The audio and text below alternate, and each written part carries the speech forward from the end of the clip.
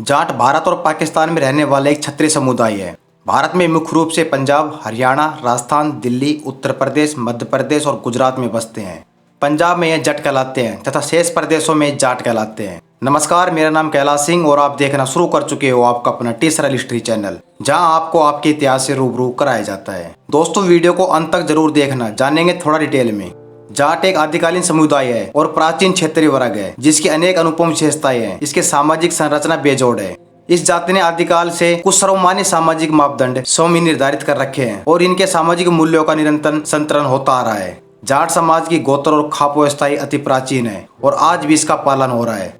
जाट समाज में अपने वंश गोत्र के लोग परस्पर भाई भाई की तरह मानते हैं। समय समय पर मीडिया में इन व्यवस्थाओं पर हमला होता रहा है। यह समझना अति आवश्यक है कि जाट जाति क्या है, जाट शब्द कितना प्राचीन है, जाट शब्द कैसे अस्तित्व में आया, जाट जाति की उत्पत्ति और विस्तार कैसे हुआ, इसका प्राचीन इतिहास क्या है। जाट जाति की उत्पत्ति में अनेक सिद्धांत समय समय पर इतिहासकार द्वारा प्रतिपादित किए हैं, परंतु कोई भी एक ऐसा अकेला सिद्धांत इस जाति की उत्पत्ति को पूर्ण रूप से समझाने में असफल है। जाट जाति की उत्पत्ति के मुख्य सिद्धांत। ज्येष्ठ से जाट की उत्पत्ति। कुछ इतिहासकार जाट जाति की उत्पत्ति ज्येष्ठ शब्द से मानते हैं। रासु यज्ञ करने के बाद युधिष्ठिर को ज्येष्ठ घोषित किया गया था। आगे चलकर उसकी संतान ज्येष्ठ से जेटर तथा जेटर और फिर जाट कहलाने लगे। कुछ इतिहासकार मानते हैं कि पांडवों को महाभारत में विजय दिलाने के कारण श्री कृष्ण को युधिष्ठिर की सभा में ज्येष्ठ की उपाधि दी गई थी। अल बिरूनी श्री कृष्ण को जाट मानते हैं। अल बिरूनी भारत पृष्ठ संख्या 176 में इसका वर्णन किया गया है। वैसे युधिष्ठिर और कृष्ण दोनों के वंशज चंद्रवंशी क्षेत्र में सम्मिलित है। कृष्ण के वंशज को कृष्णिया या कासनिया कहलाते हैं। वर्तमान में जाटों के एक गोत्र के रूप में मौजूद है। शिव से जाट की उत्पत्ति। एक अन्य पौराणिक मान्यता के अनुसार शिव की जटाओं से जाट की उत्पत्ति मानी जाती है। यह सिद्धांत देव संहिता में उल्लेखित है। देव संहिता में इस कहानी में कहा गया है कि शिव के ससुर राजा दक्ष ने हरिद्वार के पास कनखल में एक यज्ञ किया था। सभी देवताओं को यज्ञ में बुलाया, किंतु महादेव जी को नहीं बुलाया और न ही अपनी पुत्री सती को ही निमंत्रण किया। शिव की पत्नी सती ने शिव से पिता के घर जाने के लिए पूछा तो शिव ने कहा, तुम अपने पिता के घर बिना बुलाए भी जा सकती हो। सती जब पिता के घर गई तो वहां शिव के लिए कोई स्थान निर्धारित नहीं था। न उसके पति का भाग ही निकाला गया और न ही उसका सत्कार किया गया। उल्टे शिव जी का अपमान किया और बुरा भला कहा गया। अपने पति का अपमान देकर पिता तथा ब्रह्मा और विष्णु की योजना को ध्वस्त करने के उद्देश्य से उसने यज्ञ कुंड में छलांग लगा दी और अपने प्राण दे दिए। इससे क्रोधित होकर शिव ने अपनी जटा से वीरभद्र नामक गण को उत्पन्न किया। वीरभद्र ने जाकर यज्ञ को भंग कर दिया। आगंतुक राजाओं का मानमर्दन किया। ब्रह्मा और विष्णु को यज्ञ से जाना पड़ा। वीरभद्र ने दक्ष का सिर काट दिया। ब्रह्मा और विष्णु शिव को मनाने उसके पास गए। उन्होंने शिव से कहा कि आप भी हमारे बराबर है। इस समझौते के बाद शिव और उसके गण जाटों को बराबर का दर्जा मिला। शिव ने दक्ष का सिर जोड़ दिया। कहते हैं कि दक्ष को बकरे का सिर जोड़ा गया था। यह भी धारण है कि ब्राह्मण इसी अपमान के कारण जाटों का इतिहास नहीं बताते या इतिहास तोड़ मरोड़ कर लिखते हैं। देव संहिता में कुछ श्लोकों का वर्णन है।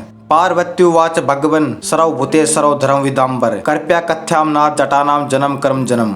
हे भगवान, हे भूतेश, हे सर्वधर्म विशारदों में श्रेष्ठ, हे स्वामिन, आप कृपया करके मेरे 23 जाट जाति का जन्म एवं कर्म कथ्य कीजिए। हे शंकर जी, इसकी माता कौन है, पिता कौन है, जाति क्या है, किस हाल में इसका जन्म हुआ है। महादेव जी पार्वती का अभिप्राय जानकर बोले कि जगन माता भगवती, जाट जाति का जन्म क्रम मैं तुम्हारी ताई सत्य सत्य कथन करता हूँ कि जो आज पर्यटक किसी ने न श्रवण किया है और न कथ्य किया है। शिव जी बोले कि जाट महाबली है, महावीरवान और बड़े पराक्रमी है। क्षत्रिय प्रभृति क्षितिपालों में पूर्ण काल में है जाति पृथ्वी पर राज्य महाराजे रही। जाट जाति देव जाति से श्रेष्ठ है और दृढ़ प्रतिज्ञा वाले हैं। शंकर जी बोले, हे भगवती, सृष्टि के आदि में वीरभद्र जी की योग माया के प्रभाव से उत्पन्न जो पुरुष उनके द्वारा और ब्रह्मपुत्र दक्ष महाराज की कन्या गणी से जाट जाति उत्पन्न होती, भाई सो आगे स्पष्ट होवेगा। शंकर जी बोले, हे देवी, जाट जाति की उत्पत्ति का जो इतिहास है सो अत्यंत आश्चर्यमय है। इस इतिहास में विप्र जाति एवं देव जाति का गर्व खर्च होता है। इस कारण इतिहास वर्णनकर्ता कवि गणों ने जाट जाति के इतिहास को प्रकाश नहीं किया। यद्यपि यह एक पौराणिक कहानी है, परंतु कुछ ऐतिहासिक तथ्यों की तरफ संकेत करती है। इससे एक बात तो साफ है कि सृष्टि के आदि में जाट जाति प्राचीनतम क्षत्रिय थे। वीरभद्र शिव का अंश था जिसे जाट उत्पन्न हुए। उस समय जाट गणों के रूप में संगठित थे। शिव के जट का अर्थ शिव के गण लगाए जाना चाहिए, परंतु पुरोहितों ने इसका अर्थ गलत लगाया। शिव के जटा अर्थात शिव के बाल। ऊपर के विवरण कारण भी निहित है कि ब्राह्मणों ने इनका इतिहास छुपाया और क्यों गलत व्याख्या की गई। इसी बात को स्पष्ट करने के लिए देव संहिता का ऊपर विवरण दिया गया है। जिसे भी शिव जैसे कार्य कर उसका स्तर प्राप्त किया उसे शिव कहा गया। शिव के चित्र का अवलोकन करें तो देखते हैं कि इसके सर पर जटा, जूट और चंद्रमा है तथा गले में नाग है। इसकी ऐतिहासिक योजना यह हो सकती है कि शिव ने चंद्रवंशी जाटों एवं नागवंशी क्षत्रियों को संगठित किया। इन क्षत्रिय वर्गों की शक्तियां शिव में समाहित हो गई। लिंग पुराण में शिव के 1000 नाम दिए हैं। उनका हर नाम किसी क्षत्रिय वर्ग का प्रतीक है। अनेक जाट गोत्र इससे भी निकलते हैं। रामस्वरूप जू ने अपनी जाट इतिहास की पुस्तक में वीरभद्र की वंशावली दी है, जिसके अनुसार पूर्णिंग की वंशावली में सैती के पुत्र वीरभद्र के वंशज पौनभद्र से पूनिया, कल्लणभद्र से कल्लण, दहीभद्र से दहिया, जखभद्र से जाखड़, भराभद्र से बमरोलिया आदि जाट गोत्रों की शाखाएं चली। शिव वंश में सम्मिलित अन्य कुछ गोत्र है।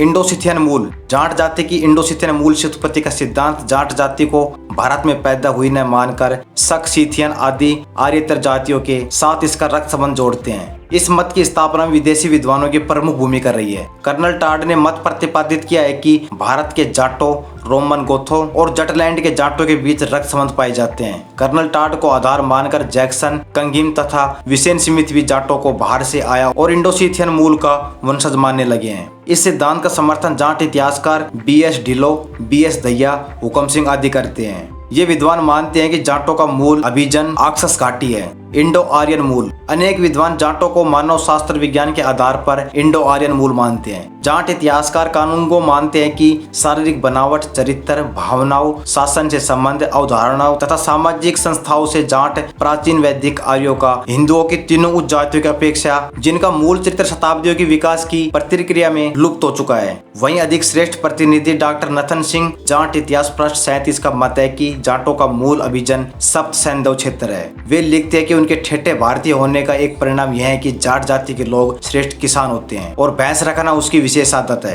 भारत में खेती होने के परिणाम 10,000 वर्ष पूर्व मिले हैं। इराक तक में भैंस ले जाने का काम भी भारतीय जाटों ने किया था। हुकम सिंह यूरोप में वीर रक्त समूह ले जाने का श्रेय जाटों को देते हैं। चंद्रवंशी मूल आर्यों में क्षत्रिय जो चंद्रमा की पूजा करते थे तथा संवत के चलन के काल गणना चंद्रमा की गति के आधार पर करते हैं, ये चंद्रवंशी कहलाए। भागवत पुराण के अनुसार ब्रह्मा के एक पुत्र अत्रि थे, जिनके पुत्र सोमचंद्र थे। सोम के पुत्र वधु थे। मनु पुत्री इला का विवाह बुध के साथ हुआ। इन दोनों से चंद्रवंश का चलन होना बताया गया है। इनका पहला पुत्र पुरुरवा था। इनका बेटा नहुस और नहुस का ययाति। जाट जाति का संबंध ययातियों की संतान के साथ है। श्री कृष्ण का जन्म भी चंद्रवंश में हुआ था। जाटों में अधिकांश समूह चंद्रवंशियों के हैं। सूर्यवंशी मूल आर्यों में क्षत्रिय जो सूर्य की पूजा करते थे तथा संवत के चलन में काल गणना सूर्य की गति के आधार पर करते थे, वे सूर्यवंशी कहलाए। ब्रह्मा के पुत्र मारीची से कश्यप ऋषि पैदा हुए। कश्यप के पत्नी आदिति दक्ष की पुत्री से विवासना सूर्य पैदा हुए एवं उनके पुत्र मनु से इक्ष्वाकु पैदा हुए, जिनसे सूर्यवंश चला। राम और लक्ष्मण का जन्म सूर्यवंश में हुआ। जाटों के कुछ कम संख्या में समूह सूर्यवंशियों के हैं।